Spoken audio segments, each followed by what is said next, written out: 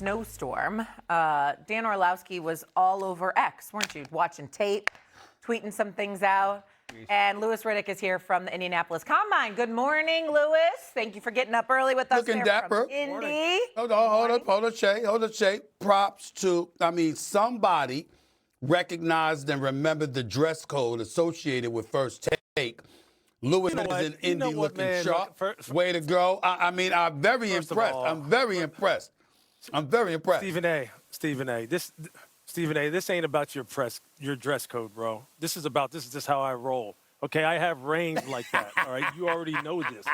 You already know that. So that's just what this is. Okay. I'm glad to be here. I'm glad to be here because you always look good. You always look good. Dan's in his hockey sweater. He's supporting Team USA. It's okay. Too bad you didn't wear that yesterday with Doggy. All right, anyways, let's go to Monday, and let's go to you on X annoying me, because this is what Dio tweeted out. Studying the first 5 games of Mendoza's tape, and it's not what I expected so far. Yeah. Explain.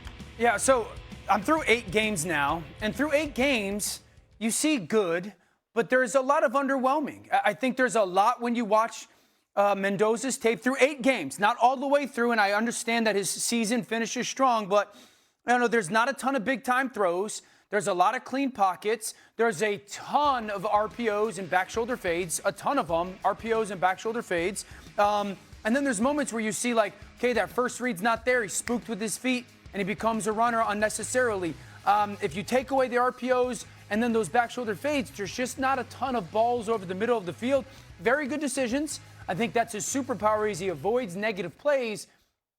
But you're looking at a guy that you're saying first pick, and I think through 8 games, Ty Simpson's tape from Alabama through the first 8 games of the season, I think is significantly more impressive than Fernando Mendoza's. Okay, really quick. He did play for Cal the year before, so maybe taking a few games to get acclimated to Kirk. And I just haven't watched the back half of the season yet. I just haven't gotten to those. Okay, so before I go to Louis here and Stephen A., do you still think he is the clear-cut #1 overall pick?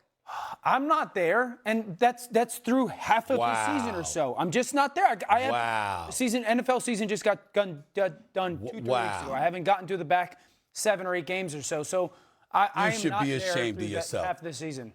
You should be ashamed of yourself. If this, Louis, this is what bothers me. And listen. We all brothers here, man. But this is what bothers me about my bro, Dan Orlowski, my brother from another mother. He really gets on my nerves with this stuff. Had there been Stephen A. Smith about anybody, and I would have said, so I got a Heisman Trophy winner who goes undefeated, who wins the national championship, who has one of the epic moments in college football this past, the pass to Omar Cooper against Penn State, the run in the national championship game, along with a bevy of other moments, because that's what it comes to. You would point to all of those things and say, when it counted most, the man stepped up. It was his first year in Indiana. He was playing under Signetti, and look at the development and the growth and all of this other stuff. But even though you have more tape to watch, because you haven't completed your job yet, because you didn't look at the other 7 or 8 games to go, right? All right, you're going to sit up there and say, the Heisman Trophy winner, the reigning national champion. I saw some tapes about him that gives me cause to pause, and I can't say definitively that he's my #1 guy. If it were anybody else, you'd be accusing him of being a hater. But you, Mr. Hockey, we doing that hockey this morning, you, Mr. Elvis, you can go on national TV and say that based on half your job being done. You're unbelievable, Dan. You're just unbelievable. I'll give it to you. You're one of a kind. My job isn't to watch every single snap of these guys. There's nobody like Dan February Orlowski. 20th. Go ahead, man. That's not my job. Ahead, man. That I was at. Okay. I've gone through half of those games. The NFL season literally just got done. I've gone through half of those games. Did nobody ask you? Hold on. Who asked you to give your analysis after half the job was done? Did you do that on social media? Did you show up on NFL Live or SportsCenter to do that? That's not what you did. First Take did. You went on social media. That is not your job. That was a choice you made. You made that choice. Yes, it is. You didn't wait. You didn't wait until you see all the games. You didn't have your win on social media. After the first 5 games, nobody asked you to do that. You chose to do that. Go ahead, Louis. Go ahead, man. Please. Yeah, I disagree. I disagree. We've seen some things very similarly when it comes to quarterback play over the past couple of years, but I disagree with Dan. I couldn't disagree more, quite honestly. Look, if you go back to week 5 against Iowa, week 7, I believe it is, against Oregon, week 10 against Penn State. If I was a defender going up against Fernando Mendoza and won, okay, let me just start here with the intangibles, the football character, the toughness that this kid shows, the mental horsepower that this kid shows, the ability for me to sit there and go, I just can't show him what I'm trying to do here because he's going to pick me apart. He's going to know exactly where to go with the football. This guy is one of the most efficient dudes that I've seen in a long time as far as being able to play the game from the neck up. And then from a physical standpoint, I would say this dude plays on time. He plays in rhythm. He throws the speed outs as fast as anyone. His ball handling on the RPOs, his decision-making on the RPOs is fantastic. His back shoulder accuracy is better than just about anyone in the NFL right now. The guy can throw the back shoulders as well as anyone.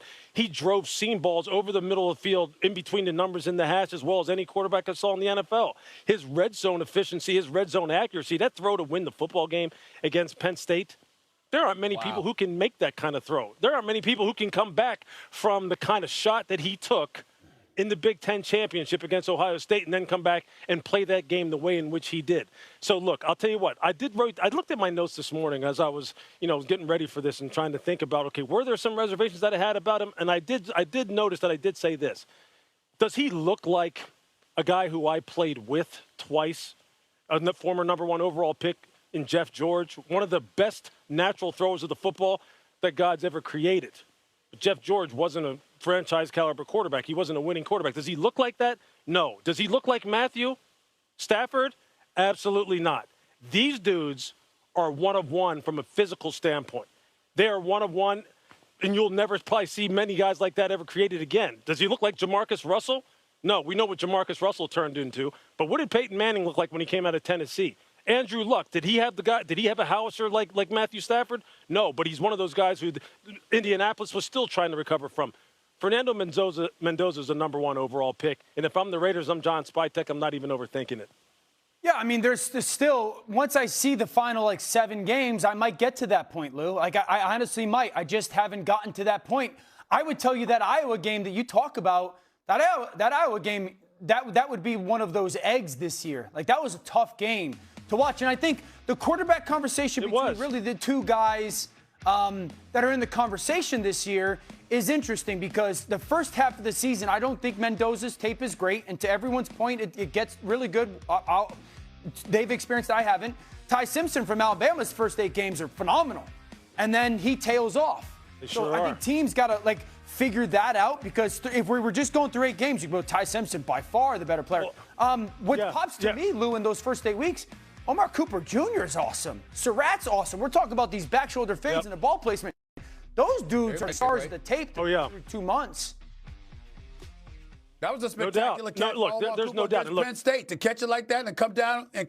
He came down with both feet in bounds. It was a spectacular catch on his part, no doubt about it. But when I'm looking at Mendoza and I'm seeing the growth, your first year with Cignetti, all right, and you pointed out the Penn State game, and then you look at what he did. I mean, you beat Ohio State, Alabama, Oregon, and Miami to win the national championship, and you ascend each and every single time. You know that you're in line to capture the Heisman. You're competing against others for it, and you elevate your level of play as the competition stiffens. I think that when you're looking for a number 1 overall pick, what doesn't he have going for him? As far as I'm concerned, it's clear cut. It's nothing to even think about.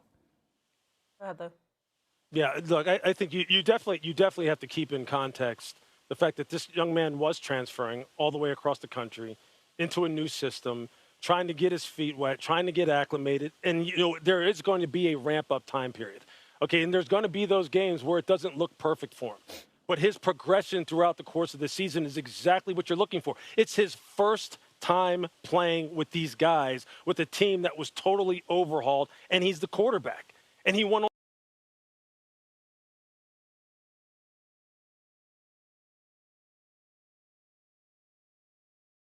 and threw 41 touchdowns and 6 interceptions and led an organization and a football program to the promised land that had never even sniffed it before.